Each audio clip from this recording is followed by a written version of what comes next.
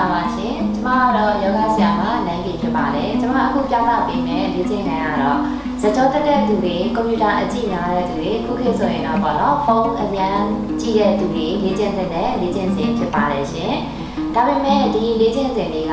ကြီးပေါင်းယောဂသမားတွေလည်းလေ့ကျင့်လို့ရတယ်ကြီးပေါင်းတက်နေတဲ့အချိန်မှာတော့မလေ့ကျင့်သင့်ပါဘူးရှင်ကျမနဲ့အတူလိုက်ပါလေ့ကျင့်ရအောင်စလိုက်ရအောင်နော်ကျန်းတင်လေးပေါ်မှာတတောင့်တတာအနေထားလေးပဲထိုင်မယ်ဒီလိုမျိုးဒူးလေးနဲ့ကျန်းပြင်နဲ့ကတ်နေတဲ့အနေထားကိုထိုင်လို့ရတယ်လို့ဒီလိုမျိုးတတောင့်တတာနဲ့ထိုင်လို့ရတယ်ကိုယ်အဆင်ပြေလို့ထိုင်ပါနော်ဒါပေမဲ့ပခုံးရဲ့အောက်ပိုင်းတစ်ခုလုံးကိုတော့ lock လုပ်ထားပြီးပါလေမေးရဲ့ဥကောင်းလေးရဲ့ပဲအလုပ်လုပ်ကြမယ်နော်စလိုက်ရအောင်ညလုံးလေးဖွားဖွားလေးမိတ်ပါလေးကိုပြင်းပြင်းလေးရှူသွင်းမယ်ရှူထုတ်ရင်လည်းမှာဥကောင်းလေးကိုဖြည်းဖြည်းချင်းငုံလိုက်ရအောင်နောက်ကျောချက်သားလေးတွေတင်းလာပါလိမ့်မယ်ခဏလေးတင်းကြီးခံပြီးပါဒီနေရာလေးမှာရှူသွင်းရှူထုတ်ကလေးကိုဖြည်းဖြည်းချင်းလုပ်မယ်ဒါမှကိုယ့်ရဲ့နောက်ကျောတွေဇက်ကျောတွေတက်နေတာတွေလုံးဝတက်တာတော့မှဖြစ်ပါတယ်ခဏလေးတင်းကြီးခံပေးမယ်နော်ဒီနားလေးမှာရှူသွင်းမယ်ရှူထုတ်တယ်နောက်တစ်ခါရှူရအောင်ရှူထုတ်တယ်5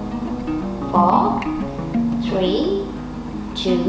1ရှူထုတ်လိုက်တဲ့လေနဲ့အတူဥကောင်းလေးကိုဖြည်းဖြည်းချင်းပြန်နှမ်းလိုက်မယ်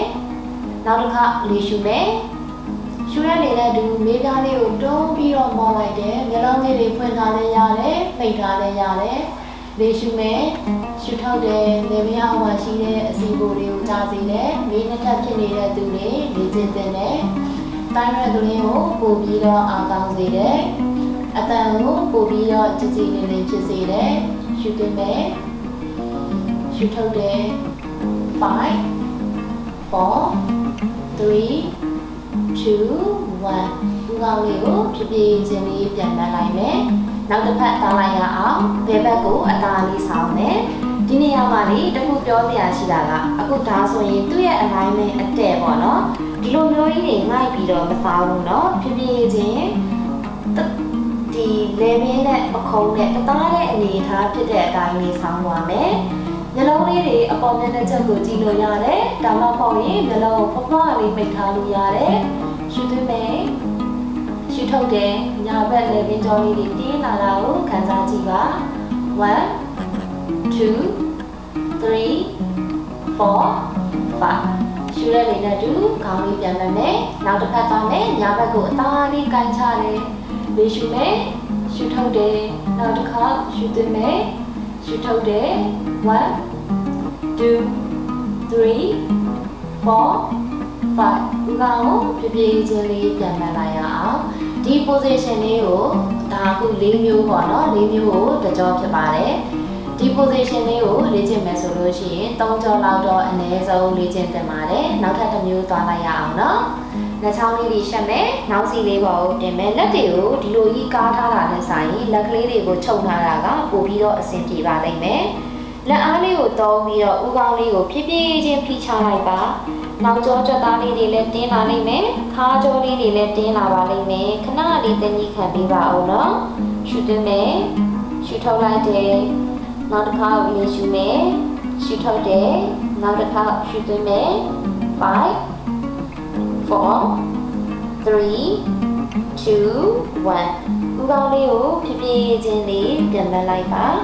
လက်ဖွားလေးနှစ်ဖက်ပူးတယ်လက်မလေးနှစ်ဖက်ပူးတယ်လက်မလေးကိုမေးပြားလေးအောက်မှာထည့်လိုက်တယ်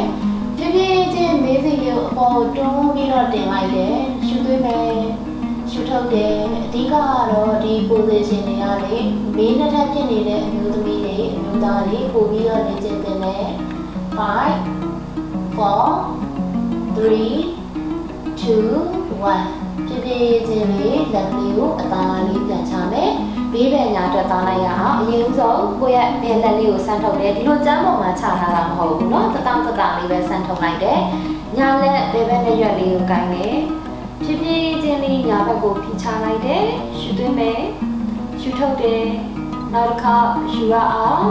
ရှူထုတ်တယ်5 4 3 2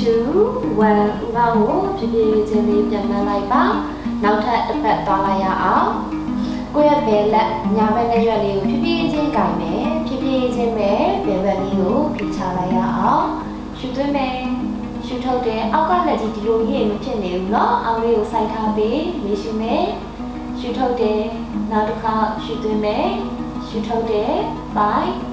4 3 2 1ဖြည်းဖြည်းချင်းလေးဥပမာလေးကိုပြန်မှန်လိုက်ရအောင်ဒီလေ့ကျင့်စဉ်လေးကိုလေ့ကျင့်ခြင်းအပြင်စကြောတတာတွေတတာစေတယ်ကြီးပေါင်းယောဂဖြစ်တာတွေတတာစေတယ်လေပြင်းမှာအစီအမူတွေများနေတာတွေကိုတတာစေပါတယ်ဒါကြောင့်မလို့ဒီလေ့ကျင့်စဉ်လေးကိုနေ့စဉ်မှန်မှန်လေ့ကျင့်ကြည့်ပါနော်